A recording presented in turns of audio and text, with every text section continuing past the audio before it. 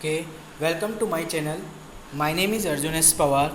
We start lecture 8, topic product of three vectors in vector algebra. हम लोग discuss करें vector algebra में lecture 8 के बारे में, जिसमें हमने टॉपिक लिखा हुआ है product of three vectors. Okay students, once again warm welcome and good morning student. आज का जो हमारा टॉपिक रहेगा काफ़ी इंटरेस्टिंग रहने वाला है, क्योंकि this is a last topic in this chapter.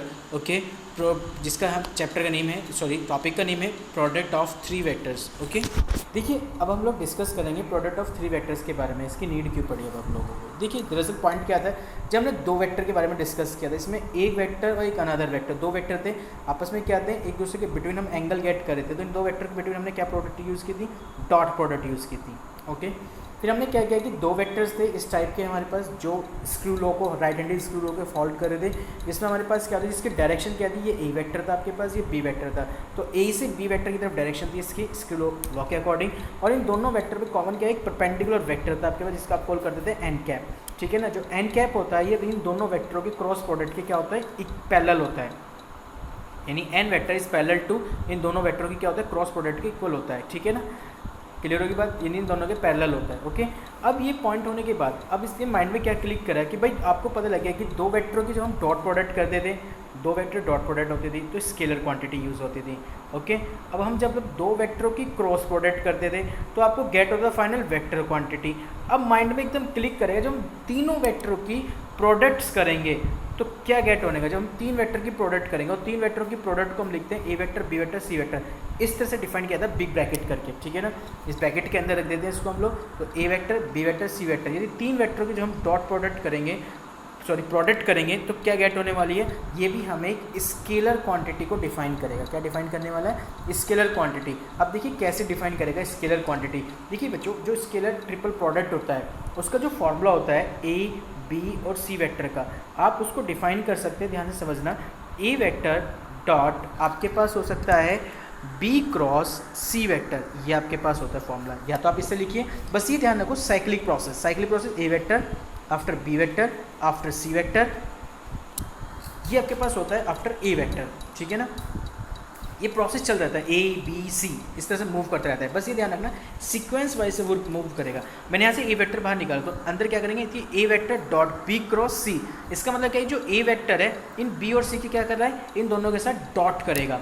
ठीक है, या ऐसे ही प्रोसेस हो सकता है कि बी डॉट, फिर मैं यूज़ करूँगा C cross A, not A cross C. Direction change हो जाएगी यदि मैंने ए क्रॉस सी लिख दिया तो माइनस आ जाएगा यहाँ पे. ठीक है ना, और यदि मैं सी को आउटर में लिख दूँ C vector dot A vector cross B vector, तो इस तरह से आप डिफाइन कर सकते हैं. Okay, am I right. तो ये है आपके पास स्केलर ट्रिपल प्रोडक्ट. अब देखिए जैसे आपने इनके फॉर्मूले को नोटिस किया तो फॉर्मूले में आपने ये चीज़ डिफाइन की बहुत ही ईजी वे में, कि आपने इसके फॉर्मूले को रीड किया कि जो स्केलर ट्रिपल प्रोडक्ट होता है उसका जो फॉर्मूला आपने डिफाइन किया कि भाई A vector B vector C vector, उसका फॉर्मूला आपने बता दिया A vector dot B vector cross C vector. आप एक बार बताओ मुझे, बी क्रॉस सी दो वेक्टरों की वेक्टर प्रोडक्ट क्या आती है, वेक्टर क्वांटिटी.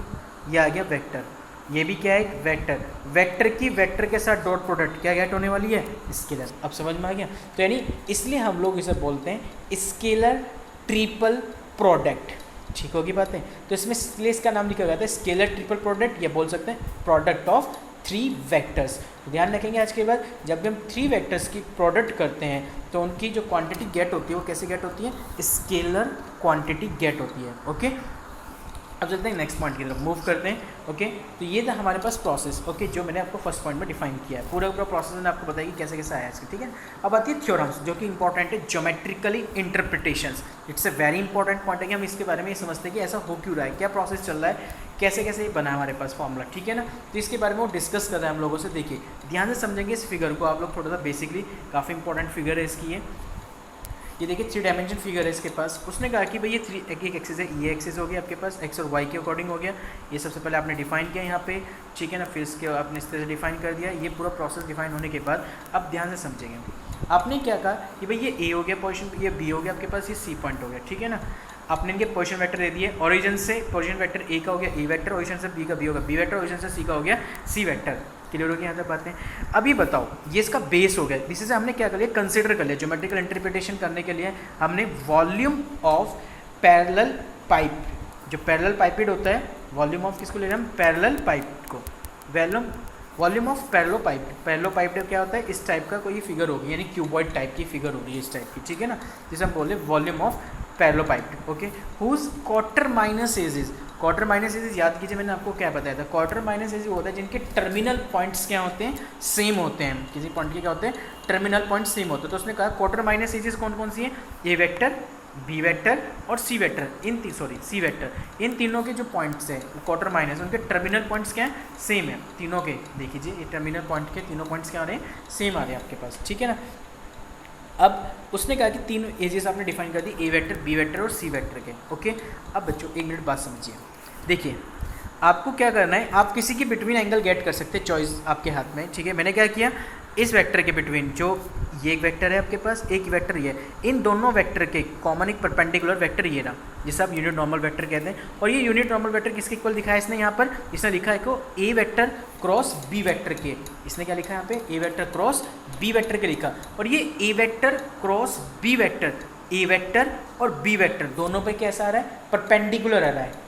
ओके, दोनों पे कैसा आ गया, ये परपेंडिकुलर हो गया। जब ये दोनों पर परपेंडिकुलर हो गया तो इट मीन्स वॉल्यूम ऑफ पैरेललोपाइपेड क्या कह रहा है आपको, देखिए वॉल्यूम ऑफ पैरेललोपाइपेड के लिए इनकी दोनों के एंगल के बिटवीन जो आपके पास एंगल है, इन दो वेक्टर के बिटवीन जो एंगल है वो एंगल कितना आ रहा है, थीटा आ रहा है, क्योंकि आपको क्या किया, इस कंडीशंस के बिटवीन एंगल होता है, यानी ये क्या है, ए वेक्टर क्रॉस बी वेक्टर और ये क्या है, सी वेक्टर। तो इसके बिटवीन आप फाइनल गेट कर रहे हैं, यानी A vector cross B vector dot C vector. याद कीजिए कौन सा प्रोसेस हो गया, ये वो प्रोसेस हो गया जिसमें हम लोग अपने को सॉल्व करते चले थे, डॉट प्रोडक्ट, जहाँ पे हम लोगों ने अप्लाई की थी, ए वेक्टर डॉट बी वेक्टर को अप्लाई किया था। तो इन दो वेक्टर के बिटवीन एंगल मुझे फाइंड करना है। तो ठीक है, एक हो गया ए क्रॉस बी, एक हो गया सी। तो आप इसे फॉर्मूले कैसे लिख सकते हैं, यदि आप डिफाइन करना चाहते हो तो इस फॉर्मूले को कैसे डिफाइन कर सकते हैं कि भाई A vector cross B vector dot C हो गया वेक्टर, ठीक है ना। देखिए अब कैसे डिफाइन करेंगे, समझते हैं इस क्वेश्चन के फॉर्मूले को। उसने देखिए क्या लिखा है, क्वार्टर माइनस एजेस के बाद उसने डिफाइन किया A vector B vector C vector is equal to A vector cross B vector dot C vector हो गया। ओके, अब आपको पता है कि ये A vector cross B vector, इससे आपने मैग्नीट्यूड लिखा, क्योंकि याद कीजिए दो वेक्टरों की डॉट प्रोडक्ट का फॉर्मूला क्या होता है, दो वेक्टर यदि अप्लाई होता है कि डॉट प्रोडक्ट अप्लाई करते क्या होता है, magnitude of A vector magnitude of B vector into cos theta. तो ये फॉर्मूला अप्लाई करते हैं आप लोग, A vector dot B vector की वैल्यू क्या करते हैं, magnitude of A vector magnitude of B vector into cos theta, ये अप्लाई करेंगे आप फॉर्मूला, ठीक है ना। तो इसी फॉर्मूले की हेल्प से मैंने यहाँ पे अप्लाई किया है। यहाँ पे देखिए कंडीशंस को क्या लिखा हुआ है, तो A vector cross B vector का magnitude of C vector into cos theta आ गया।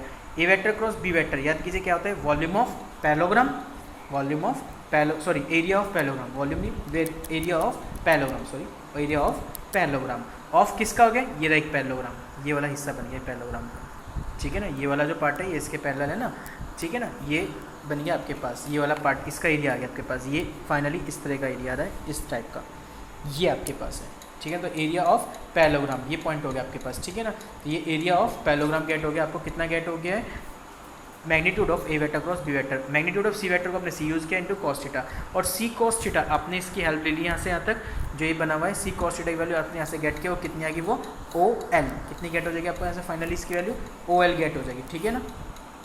तो आपने ओ एल गेट कर ली यहाँ से, सी कॉस थीटा, भाई जैसे आप लोग ट्रायंगल बनाते हैं ना, इस तरह की कोई फिगर होगी आपके पास यहाँ तक, ठीक है ना। तो ये आपके पास ये थीटा है, यहाँ पे इसके पॉइंट में कितना आ रहा है, थीटा आ रहा है, और इस तरह से आपके पास ये आ रहा है ए वेक्टर क्रॉस बी वेक्टर, और ये गेट हो रहा है आपको सी वेक्टर, ठीक है ना। तो यहाँ से कॉस थीटा निकालो, कॉस थीटा क्या होता है, बेस अपॉन हाइपोटेनियस, बेस कितना हो जाएगा इसका, सी वेक्टर, हाइपोटेनियस कितनी हो जाएगी इसके, ए vector cross B vector.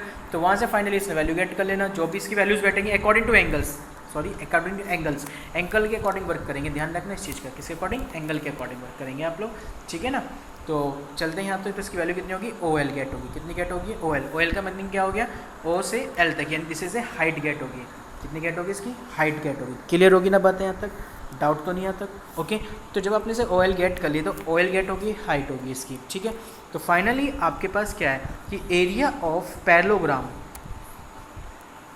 O A D B into O L, तो एरिया ऑफ पैरेललोग्राम को, क्योंकि ये बेस किसका बेस बनना था, ये पैरेलल पाइप का, तो पैरेललोपाइपिड का तो बेस था, ये पैरेललोपाइपिड का क्या था, ये बेस, क्योंकि इस तरह से पैरेललोपाइपिड में सारे क्या बने हुए हैं, पैरेललोग्राम बने हुए हैं। क्या बने हुए हैं, टोटली पैरेललोग्राम बने हुए हैं, हर उस पॉइंट पे क्या बने हुए हैं, पैरेललोग्राम बने हुए हैं। तो इसके बेस बना हुआ था ये, तो ये बेस का क्या आ गया, इसका एरिया आ गया। क्या आ गया, इसके बेस का एरिया आ गया पैरेललोपाइपिड के। तो बेस का एरिया हो गया पैरेललोपाइपिड के, इनटू क्या होगी, OL क्या होगी, इसकी हाइट होगी। ठीक है, तो इट मीन्स आप ये बताओ area of the base of parallelepiped, यानी बेस का एरिया। चलिए सिंपल देखो, बेस एरिया यानी बेस एरिया क्या होती है, लेंथ और ब्रीथ, और हाइट होगी ये। तो तीनों चीज़ आ गई, लेंथ, ब्रीथ और हाइट, ये 3 डायमेंशन को डिफाइन करती है, जिसमें लेंथ भी आ जाए, ब्रीथ भी आ जाए, हाइट भी आ जाए, और तीनों की प्रोडक्ट हो गई। तो ये किसका फॉर्मूला बन गया, उसकी वॉल्यूम का फॉर्मूला बन गया। तो यानी this is called volume of parallelepiped का जो फॉर्मूला होगा वो क्या हो गया, लेंथ, ब्रीथ और हाइट। इट मीन्स इसका भी मीनिंग क्या हो गया, इसका मीनिंग ये हो गया कि जो आपके पास स्केलर ट्रिपल प्रोडक्ट होता है, ए vector, B vector, C vector को हम लोग वॉल्यूम ऑफ पैरेललोपाइपिड भी कॉल करेंगे। तो क्लियर हो गया, इसका ज्योमेट्रिकल इंटरप्रिटेशंस था। ठीक है, क्लियर हो गया यहाँ तक बातें। तो आप किसी भी इमेज को किसी तरह से भी डिफाइन कर सकते हैं एज योर चॉइस। मैंने फाइंड किया है सी वेक्टर और ए वेक्टर क्रॉस बी वेक्टर के बिटवीन, तो आप किसी के बिटवीन फाइंड कर सकते हैं। आप B vector cross C vector और ए वेक्टर के बिटवीन फाइंड कर सकते हैं। प्रोसेस सबका यही रहने वाला है जो हमने अभी इसको समझा है। ओके, तो ये था स्केलर ट्रिपल प्रोडक्ट के बारे में बातें, जिसमें आपने इसमें डिस्कस कर लेगी वॉल्यूम क्या होता है, कि वॉल्यूम ऑफ पैरेललोपाइपिड यदि लिखा गया एग्जाम में तो इसका मीनिंग क्या हो गया, इसका मीनिंग होगा स्केलर ट्रिपल प्रोडक्ट होगा इसका कॉल। ओके, अब होते हैं नेक्स्ट पॉइंट की तरफ। नेक्स्ट पॉइंट से नोट में लिखा हुआ है कि A vector cross B vector dot C use कर लीजिए, या A vector dot B cross C use कर लीजिए, या B vector dot C cross A use कर लीजिए। बोथ आर सेम, मैंने बता भी दिया, क्योंकि साइक्लिक प्रोसेस के अकॉर्डिंग। पर नेम ध्यान रखना, ए के बाद बी के बाद सी, ये ध्यान रखना, this is very important point होता है। आप यदि दो वेक्टरों की क्रॉस कर रहे हैं, बी और सी की क्रॉस कर रहे हैं, तो ध्यान रखना ए को डॉट में रखेंगे। यदि आपने बी और सी की क्रॉस की तो डॉट आप कहीं भी लगा दीजिए, चाहे यहाँ पे यूज़ कर लीजिए, चाहे शुरू में यूज़ कर लीजिए, एज योर चॉइस, क्योंकि आपने कॉम्पिटेटिव लॉ होल्ड कर रखा कि A dot B is equal to B dot A होता है। इसलिए डोंट वरी, डॉट वाले केसेस में कोई ट्रबल नहीं है। हाँ, क्रॉस वाले केसेस में प्रॉब्लम्स आ जाती है, क्योंकि डायरेक्शन का फर्क आता है। ठीक है ना, क्लियर होगी यहाँ पे बातें। तो इसलिए इसको फोकस करेंगे थोड़ा सा पॉइंट को लेके। ओके, क्लियर है। नेक्स्ट पॉइंट देखिए क्या लिखा हुआ है, नेक्स्ट थ्योरम है the scalar triple product changes in sign but not in magnitude when this cycle of vector is changed. ध्यान रखना इस पॉइंट का, यदि आपके पास साइकिल प्रोसेस चेंज हो जाए, मैंने कहा सी, भाई आपको पता है कि ए के बाद क्या आता है बी, बी के बाद क्या आता है सी, ये पॉइंट आपको पता है। ठीक है ना, इस तरह से मूव करते हैं, फिर हम ए पे जाते हैं। ठीक है ना, तो आपके पास क्वेश्चन लिखा हुआ है C vector, B vector, A vector, इस तरह से लिखा हुआ गया। ठीक है ना, तो क्या ये पॉसिबल है, यानी इसकी जो वैल्यू होगी ना वो माइनस के इक्वल होगी, किसके इक्वल होगी, माइनस के, यानी सी vector, A vector, B vector, यानी जो तीनों की इसके मैग्नीट्यूड तो क्या होंगे सेम, पर जो मैग्नीट्यूड का साइन होगा ना वो चेंज हो जाएगा। मैग्नीट्यूड का क्या हो जाएगा, साइन चेंजेस हो जाएगा। समझ में आ गई बात ना, scalar triple product changes in sign क्या हो जाती है, साइन में चेंज हो जाएगी, पर मैग्नीट्यूड क्या आते हैं, सेम आते हैं।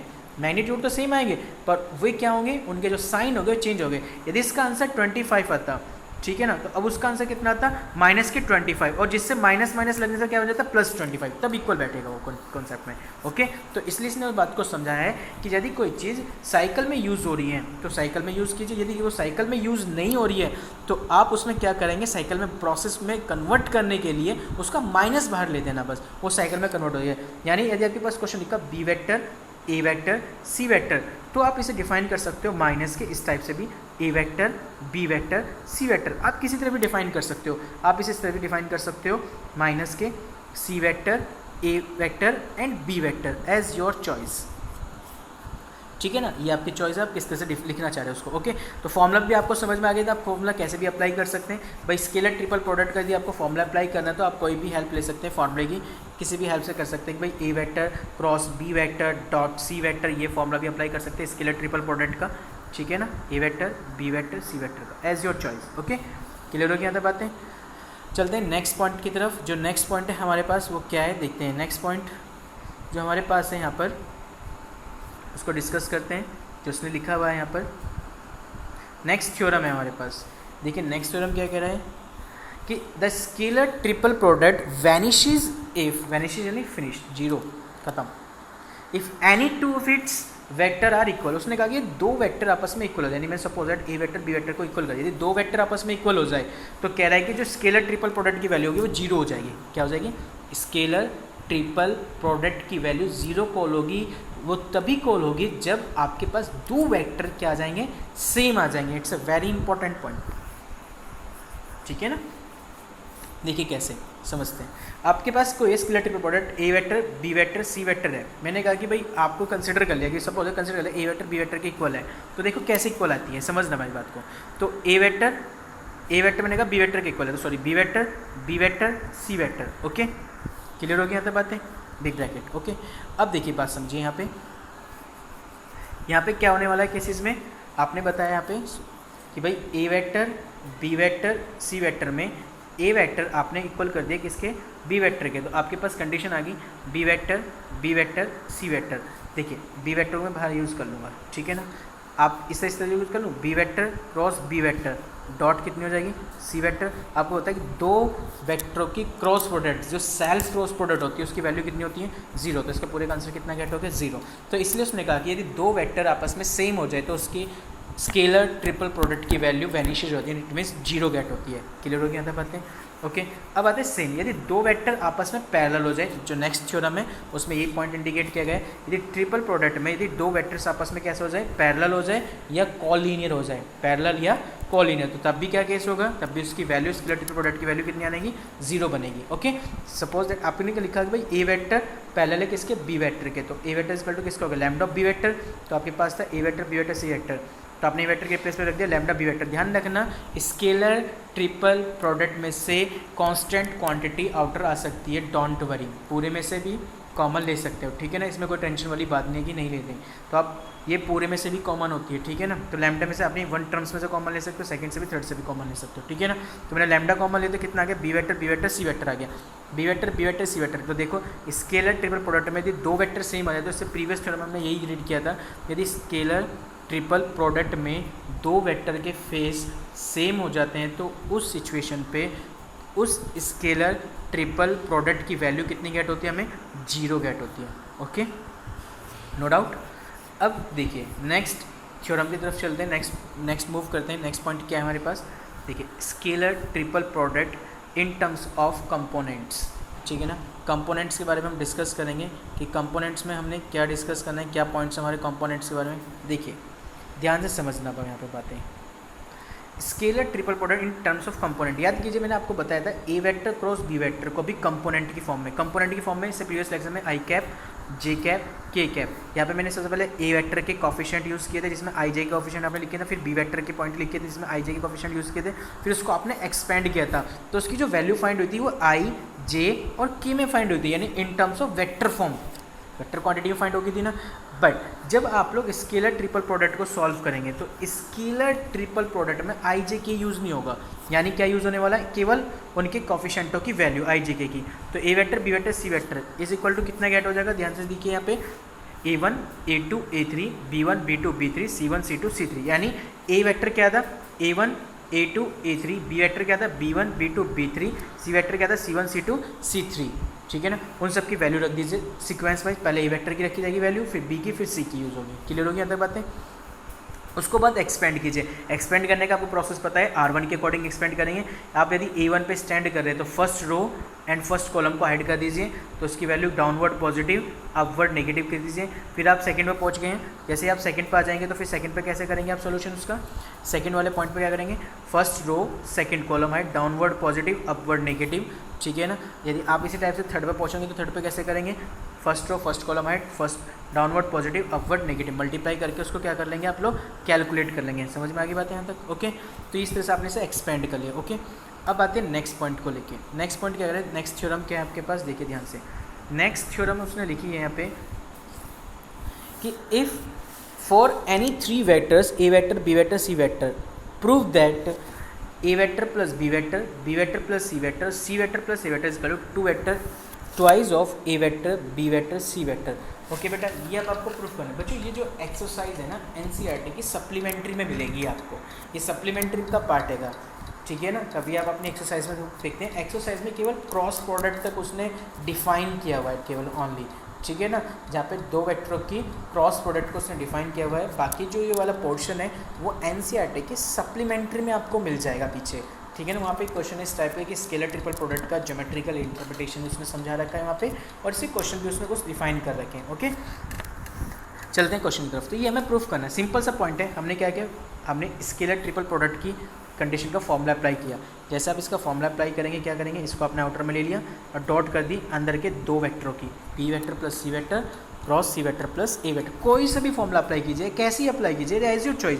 भाई A vector dot B cross C apply कर लीजिए, मर्जी आपकी जैसे भी करना चाहिए। B vector dot C vector cross A vector use कीजिए, as your choice. C vector dot A vector cross B vector use कीजिए, आप कैसे ही यूज़ कीजिए, डोंट वरी, ठीक है ना, सबसे सेम ही आंसर आने वाला है। ओके, तो ये फॉर्मूला आप कैसे भी अप्लाई कर सकते हैं। ओके, चलते हैं नेक्स्ट पॉइंट की तरफ। नेक्स्ट पॉइंट क्या कह रहा है, कर दिया आपने, इसकी इनसाइड मल्टीप्लाई कर लीजिए। जैसे आप इनसाइड मल्टीप्लाई करें तो B cross C plus B cross A, C cross C और सी क्रॉस ए। आपको पता है सेल्फ क्रॉस प्रोडक्ट कितनी होती है, जीरो, तो आपने जीरो करके क्या लेंगे, B cross C, B cross A, C cross A. अब आपने क्या किया, आपने फाइनली इसमें फाइनल कंडीशंस में आपने ये पुट कर दिया कि ए वेक्टर की प्रोडक्ट इस कम्प्लीटली, फिर बी वेक्टर की प्रोडक्ट इस पूरे में कम्प्लीटली, ये कर दिया आपने, सबने ये लिख दिया प्रोडक्ट करके। ओके, ये प्रोडक्ट करके आपने पूरा फाइनली यहाँ से गेट कर लिया। ओके, अब मुझे आप एक बात बताइए, जब आपने इसे फाइनली आपने यहाँ तक गेट कर लिया है तो आपके पास देखिए क्या है, अब आप यहाँ पे A vector dot B cross C. अब A vector dot B cross C को स्केलर ट्रिपल प्रोडक्ट में कैसे लिख सकते हैं, A vector B vector C vector use कर सकते हैं। अब मुझे बताइए A vector dot B cross A को कैसे यूज़ कर सकते हैं, A vector dot B vector A vector use कर सकते हैं। ए डॉट सी क्रॉस ए को कैसे यूज़ कर सकते हैं, ए सी ए यूज़ कर सकते हैं। B dot B cross C को कैसे यूज़ कर सकते हैं, बी बी सी यूज़ कर सकते हैं। यहाँ टेंशन मत लेना, रिप्लेसमेंट है, बस ये ध्यान रखो कैसे यूज़ कर रहा हूँ मैं। B vector dot B cross C को कैसे यूज़ करते हैं, बी बी ए यूज़ कर लीजिए, बस जैसे लिखा ना इसी तरह से इस सीक्वेंस में लिखता चला गया। बी क्रॉस सी वेक्टर को कैसे यूज़ कर सकता हूँ, बी सी ए, देखो लिख दिया ना इसी तरह से। तो इस तरह से ध्यान रखना इन चीज़ों को। ओके, तो ये पॉइंट होते हैं जो काफ़ी इंपॉर्टेंट होते हैं आपके लिए, जो समझने ज़रूरी होते हैं। ओके, अब देखिए क्या करना है अब आपको, इसने डिफाइन किया यहाँ पर, ध्यान दीजिए। देखिए जो सेल्फ आ रही है, ये पॉइंट ये पॉइंट ये पॉइंट, इसमें क्या हो रहा है, डबल वेक्टर्स हैं जो कि सेम है, यानी B vector B vector A vector A vector, यानी फेस सेम आ रहे हैं। यानी इसमें दो वेक्टर स्केलर ट्रिपल प्रोडक्ट में जब दो वेक्टर कैसे आ जाएं, सेम आ जाते हैं, तो उन सब की वैल्यूज़ कितनी हो जाती है, जीरो। तो इन सब की वैल्यूज़ तो हो गई जीरो, खत्म हो गया तो कहानी पे, ठीक है ना। तो इनकी वैल्यूज़ हो जाएंगी आपके पास जीरो। तो आपके पास क्या बचेगा, केवल only A vector B vector C vector plus zero plus B vector C vector A vector. तो देखिए सीक्वेंस में लिखा हुआ है क्या, पहले जो लास्ट वाली लाइन लिखी हुई है उसे देखो, B vector C vector A vector, यही होता है, बी के बाद सी के बाद ए के बाद बी आता है, ये तो पॉइंट होता है, बिल्कुल परफेक्ट लिखा हुआ। क्या मैं इसे लिख सकता A vector B vector C vector, हाँ लिख सकता हूँ, क्योंकि सीक्वेंस में है तो सीक्वेंस को सीक्वेंस में यूज़ किया जा सकता है। हाँ, यदि इसकी डायरेक्शन चेंज होती है तो मैं नेगेटिव करके लिख देता इसको, है ना।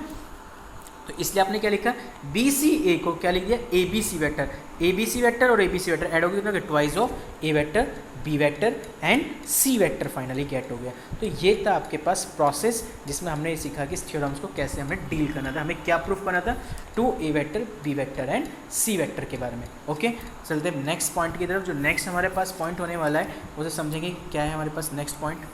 नेक्स्ट स्लाइड में आती है हम लोगों के पास, देखिए next slide is a very important slide है ये, ठीक है, आप इसे समझेंगे क्या पॉइंट है आपके पास। देखिए आपको यदि कॉप्लेनर प्रूफ करना है, क्या प्रूफ करना है, कॉप्लेनर प्रूफ करने के लिए ध्यान रखना स्केलर ट्रिपल प्रोडक्ट की वैल्यू जीरो होनी चाहिए। कॉप्लेनर के लिए क्या होनी चाहिए, स्केलर ट्रिपल प्रोडक्ट की वैल्यू कैसे गेट होनी चाहिए, जीरो गेट होनी चाहिए, ये ध्यान रखना, it's a very important point है। यदि आपको किसी को कॉप्लेनर प्रूफ करना है तो कॉप्लेनर प्रूफ करने के लिए उसके स्केलर ट्रिपल प्रोडक्ट की वैल्यू क्या गेट होनी चाहिए, आपके पास जीरो गेट होनी चाहिए। क्या गेट होनी चाहिए, जीरो। तो मैंने यही किया यहाँ पर कि जब आपके पास स्केलर ट्रिपल प्रोडक्ट की वैल्यू गेट करनी थी तो स्केलर ट्रिपल प्रोडक्ट की वैल्यू को गेट करने के लिए मैंने यही प्रोसेस को यहाँ पे यूज़ किया, ठीक है ना। तो ध्यान रखना, उसने कहा A vector B vector C vector are coplanar है, क्या कहते हैं उसने, कॉप्लेनर है। तो यानी A vector B vector C vector की वैल्यू कितनी गेट होगी, यहाँ तक आपके पास जीरो गेट हो गई। ओके, जैसे ही आपने इसको जीरो गेट किया, मतलब कि इसमें गिवन किया हुआ था कि A vector B vector C vector कैसा था, आपस में कॉप्लेनर था, तो तब कह रहा है कि प्रूफ करो कि A vector plus B vector plus C vector plus C vector are एक कॉप्लेनर। यानी इससे भी हमें क्या प्रूफ करना है, कॉप्लेनर प्रूफ करना है। तो मैंने आपको बता दें कि किसी भी कंडीशन को, वेक्टर को कॉप्लेनर प्रूफ करने के लिए आपको क्या करना होगा कि उस वेक्टर की स्केलर ट्रिपल प्रोडक्ट को किसके इक्वल दिखा दीजिए, जीरो के, तो वो ये प्रूफ हो जाएगा कि गिवन वेक्टर्स आर कॉप्लेनर, ठीक है ना। कॉप्लेनर का मीनिंग क्लियर हो गया होगा कि यानी एक ही प्लेन के अंदर क्या होना चाहिए, बहुत सारे पॉइंट हो जाए, ठीक है ना, दिस इज कॉल्ड ए कॉप्लेनर हो गया वो। ओके, तो यानी इसे हमें कॉप्लेनर प्रूफ करना है। तो देखिए कैसे प्रूफ करेंगे कॉप्लेनर को, ध्यान से समझना। इसको कॉप्लेनर प्रूफ करने के लिए मैंने A vector plus B vector B vector plus C vector, C vector plus C vector. अभी इससे प्रीवियस वाली स्लाइड में आपने इसकी वैल्यू फाइंड की थी, ये रही आपने वैल्यू फाइंड की थी ना इसकी,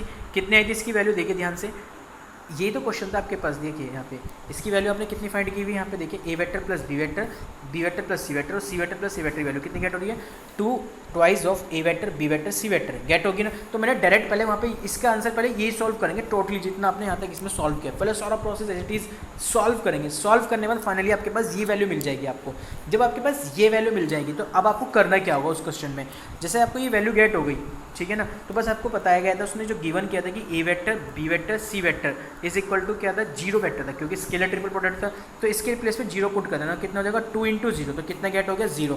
तो इट मीन्स इस पूरे की वैल्यू कितनी गेट हो गई है 0। तो इससे क्या कॉन्क्लूजन निकलता है, इससे कॉन्क्लूजन निकलता है कि गिवन जो दीज वेक्टर्स है ये भी कैसे हो गया आपस में कॉप्लेनर हो गए। तो यही हमें क्या करना था, कॉप्लेनर के लिए प्रूफ करना था, उस क्वेश्चन में हमें यही उसने डिफाइन किया था। क्लियर होगी यहाँ तक बात है, अब जब कोई दिक्कत तो नहीं। आप देखिए इस क्वेश्चन में इसने यही फाइंड से कराया गया था, ठीक है ना, तो क्लियर हो गया क्वेश्चन। तो जब भी आपको कॉप्लेनर के क्वेश्चन को डिस्कस करना है तो ध्यान रखना उसके स्केलर ट्रिपल प्रोडक्ट को 0 के इक्वल दिखा दीजिए। Okay, this is the last topic था इस चैप्टर का, ये चैप्टर आपका फिनिश हो गया वेक्टर का। आप एनसीईआरटी से क्वेश्चनों को डील करने हैं, जो भी प्रॉब्लम्स हो, कोई डाउट हो डिस्कस कर सकते हैं आप लोग। Thank you so much, thank you.